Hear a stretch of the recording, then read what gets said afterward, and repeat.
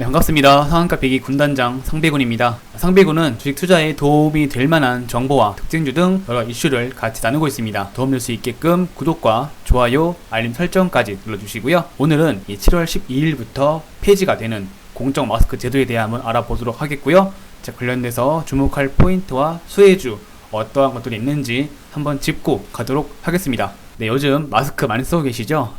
요즘 같은 경우에는 대중교통 탑승 시에도 마스크를 쓰지 않으면 탑승을 제한시키게끔 착용이 의무화되었습니다. 자, 예전에 2, 3월 달만 하더라도 마스크 오부제 해가지고 마스크 구하려고 막 약국 왔다 갔다 돌아다니면서 다 팔리고 없을 때의 그 허탈함 참 잊지 못할 겁니다. 자, 하지만 내일 모레인 7월 12일부터는 이러한 공적 마스크 제도가 완전 폐지가 됩니다. 그 전에 우선 이 공적 마스크 제도가 무엇인지 한번 알고 넘어가도록 하겠습니다. 간단하게 한번 보도록 할게요. 자, 첫 번째 포인트로는 제2의 마스크 대란이 오는 것 아니냐라는 내용의 기사가 있습니다. 자, 이 정부의 공적 마스크 공급이 폐지가 되면서 이 마스크 수급에 대한 불균형이 나올 수 있다라는 우려가 나오고 있는 상황이고요. 최근에 나왔던 이 비말 차단용 마스크, 또 여름에 쓸 수 있게끔 조금 더 시원하고 경량화된 마스크 등이 나오고 있는데, 이러한 것들이 이제 실제 마스크 제한이 풀리면서 어떤 특정 업체나 특정 개인이 사재기를 함으로써 가격에 대한 자율이 되면서 그런 변동 자체가 불규칙하게 바뀐다는 거죠. 그래서 정부가 관리했었던 이런 마스크 공급량을 자율화시키면서 따라올 수 있는 그런 불균형에 대한 우려가 나오면서 이 마스크 관련 주들이 한 번 더 관심 받는 것 아니냐라는 전망이 나오고 있는 상황입니다. 이런 기사가 하나 있었고, 또 다른 내용의 기사를 보시게 되면 10일부터 이 마스크가 사라진다라고 하는데, 자, 두 번째 포인트는 바로 이 수출 규제 완화입니다. 첫 번째로는 이제 마스크 생산 업체들의 해외 수출되는 규제량을 처음에는 당일 생산량의 30%까지만 허용했었으나, 앞으로는 이제 업체별로 월간 수출 총량 정해서 이제 월별 총량제로 시행을 하는데, 결론만 말씀드리면 월 평균 생산량의 50%까지는 수출이 가능하다라는 내용이죠.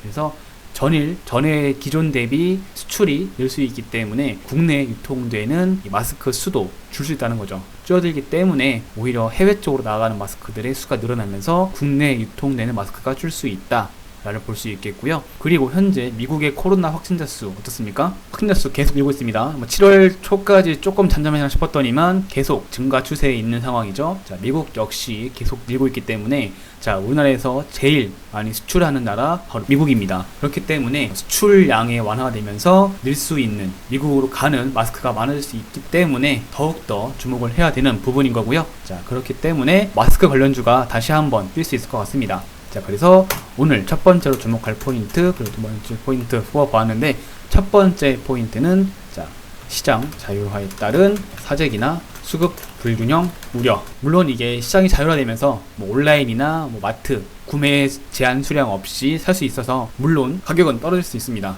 실제로 가격 자체가, 전망되는 가격 자체가 보시게 되면, 자, 2월 넷째 주 대비해서 7월 첫째 주 거의 반토막이 났거든요. 온라인에서 판매되는 가격은 반토막이 났었고, 자, 이렇게 크게 떨어진 감이 없지 않아 있기 때문에 실제 이 서민들, 우리 같은 서민들이 느끼기에는 큰 부담 없을지 몰라요. 하지만 이 시장에 대한 불균형으로 인해서 실제 또 어떻게 이 판세가 바뀔지 알 수 없습니다. 자, 그렇기 때문에 이러한 부분들이 약간의 우려감으로 나올 수 있는 부분인 거고요. 자, 두 번째 포인트 뭐였죠? 해외 수출 규제 완화.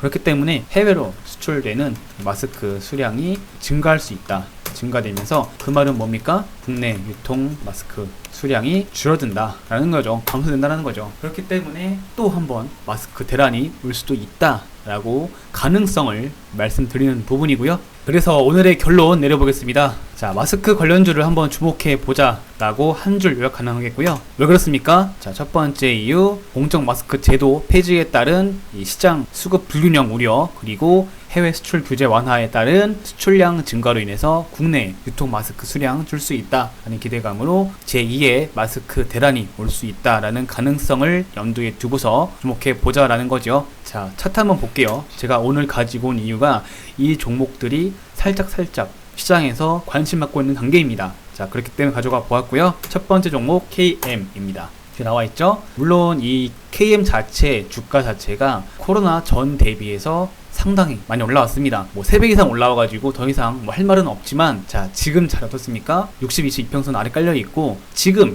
그러니까 이 짧은 구간에서만 봤을 때에는 다시 한번 또 올라갈 수 있는 그런 자리에 있다라고 볼 수 있겠어요. 그리고 거래량도 400% 이상 전일 대비 좀 나와준 상태이고, 오늘 이 마스크주들의 움직임이 좀 심상치 않은 것 같아요. 그래서 한번 가지고 와 보았고요. 이 종목 뭐 실적을 따지고서 얘기하기에는 너무 멀리 왔습니다. 너무 많이 올라왔고요. 뭐 실적 기대감으로 돌아갈 것이다. 뭐 이것은 가치 얘기를 떠나서 알 수 없기 때문에 그런 기대감 하나만으로 볼 수 있으니까 짧은 단타로, 그래서 19,000원대가 주요 라인을 보여지거든요. 그래서 이 구간대 오늘 양봉의 몸통 절반을 훼손하지 않는다 한다면 다음 주 시가에서 한번 매매를 해보시는 것도 어떨까 싶기도 하고요. 물론 손절은 잡아야 합니다. 짧게 잡아서 손절 잡고서 매매하시면 좋을 것 같고요.